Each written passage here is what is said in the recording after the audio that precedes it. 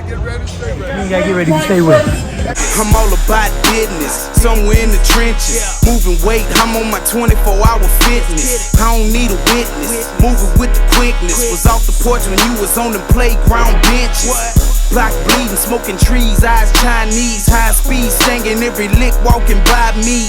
I'm sticking to the code like a Siamese. Twin Glocks on me, shoot 'em up like some IVs. Pushing flour, test me and you'll be pushing flowers. Smoking sour in the kitchen when it's cooking hours. Not an author, but we could push a book of powder. Leave you wet like you took a shower for fucking with my bitch. What up, fight family? It's your boy Mac with StayReadyBoxingTV coming at you with some news you can use. But say, man, dig these blues, man. Reading an article, well, a tweet from Michael Benson earlier on a comment that Terrance Crawford made in an interview. Don't know where the interview came from. It could have came from that first take interview he did today that I'm going to go watch later on this evening. I'll probably do a video on that as well. I'll see what all he talks about in that interview and things like that. I know I've seen some snippets from that interview, also the one they did with Andre Ward. But we'll talk about that. I'll talk about that at a later date. Could be in a later video as well. But he said, I've accomplished more in boxing.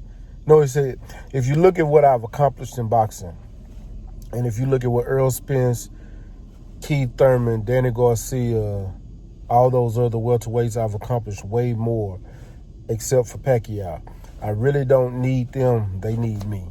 So when I hear that comment, I'm not saying that he hasn't accomplished more, because if you look at his career and his accolades, if you look at the belts that he's had, if you look at what he's done in prior divisions, he has done a lot. He has done more.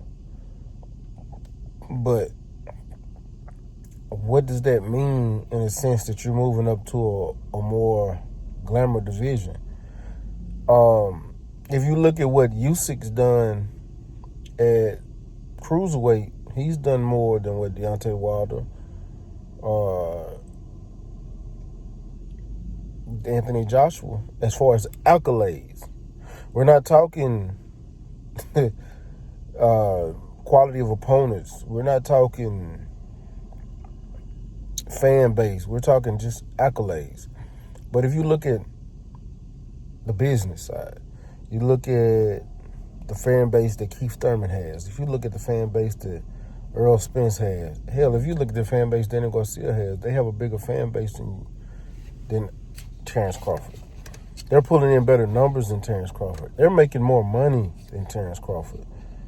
So when he comes to the table with those guys, I understand that you want these fights, but when you make comments like, I really don't need them, they need me, but you're the one begging for them fights, it sounds like you're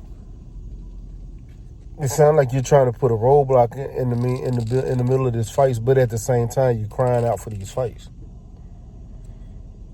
Because you are crying out for these fights, because you're the one that's mentioning these guys. They're not mentioning you because they're trying to fight each other right now.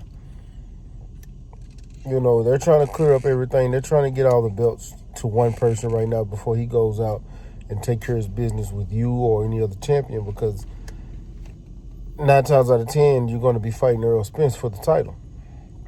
So you're looking at the comments that he's making on accolades, and I just don't see the point in that comment, because we can go down the line and talk about fighters who've done more at lower weight classes, but when they get to that weight class, you still gotta step in the ring and fight the man at that division. You can't just go in there and just, I run this division now because of what I've done at some lower. Usyk had to do it. Even Floyd knew that. Floyd is the man. Floyd had more accolades than everybody, but Floyd was A-side because he brought the money to the table. But when he went on into those bigger divisions, he knew he was going to have to fight the man. When he was Pretty Boy Floyd, when he moved up to welterweight, guess who he knew he had to fight? He knew he had to fight Oscar De La Hoya. He knew that was the money fight. He knew that was the fight that he had to make. Y'all, we can't sit here and look past history as if these fighters just get a pass for not fighting the top dogs in the division. Earl Spence been trying to fight the top dogs in the division. He's became the top dog in the division. So guess what? And he's still trying to fight some of those guys in the division, like a Danny Garcia, like a Manny Pacquiao, like a Keith Thurman. He just fought Sean Porter. And as of the other side of the street, that's what he's doing. He's taking care of his business with the guys at the PBC. Then he's going to worry about everything outside of it because he feel like it's easy. That's easy work. So why not get the money he can and then get that big fight? I'm not saying that's the way it should go because y'all know the fight that I would love to see is Terrance Crawford, Earl Spence. I would love to see that fight tomorrow because this fight that Terrance Crawford has right now with Mean Machine is some straight garbage. I don't care what nobody say. Oh, he's just fighting his mandatory. Ray Robinson should be his mandatory right now. I watched that fight live, and I went back and watched it again just to see where the fuck they got that draw bullshit from. That was not a draw. Ray Robinson beat the hell out that dude. Ray Robinson should be his mandatory. He should be fighting Ray Robinson. But the politics in boxing got Mean Machine, his mandatory. So it is what it is, man. But I'm not gonna promote this fight. I'm not gonna push this fight. I'm speaking on what he said in the comment. So I'm not even watching the fight. I'm gonna watch Teofimo and then I'm done with the rest of it. I ain't gonna even lie to you. I'm being 100% honest. Cause it's no reason I should watch this fight. Cause Terrance Crawford should go in here and beat the shit out of this dude.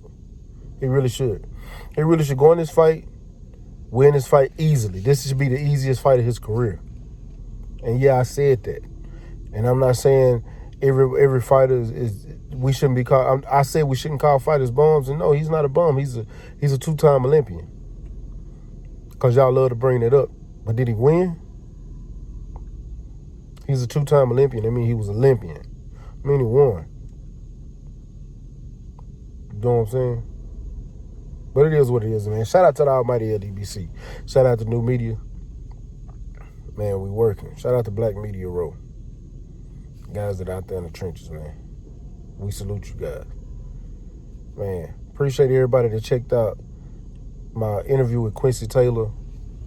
If y'all haven't, make sure you go check it out, man. He talked about some good things, man. He brought up some classic moments in his career.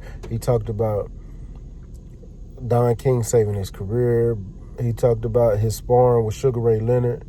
Man, it was a great interview. I think it's one of my best that I've done at this moment in my YouTube history of doing these interviews, man. Y'all make sure y'all go check that out. Make sure y'all like, comment, and share these videos to y'all social media platforms to help me grow. Help me, I help you. Appreciate that, man. And hit that subscribe button if you haven't already. Hit that bell icon so you can get the notifications every time I drop some fire-ass content.